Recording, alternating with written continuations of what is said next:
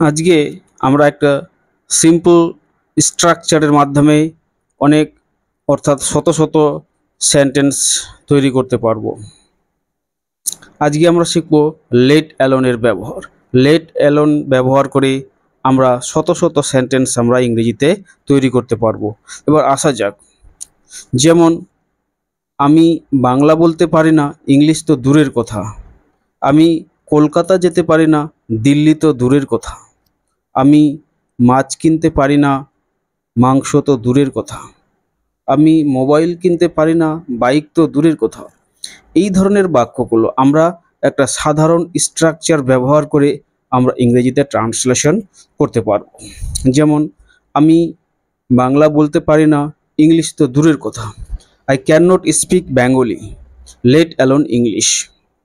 আমি মাছ কিনতে পারি না, মাংস তো দূরের কথা।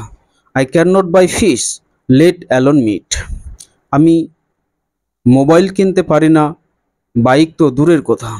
I can not buy mobile, let alone bike. আমি কলকাতা যেতে পারি না, দিল্লি তো দূরের কথা। I can not go to Kolkata, let alone Delhi.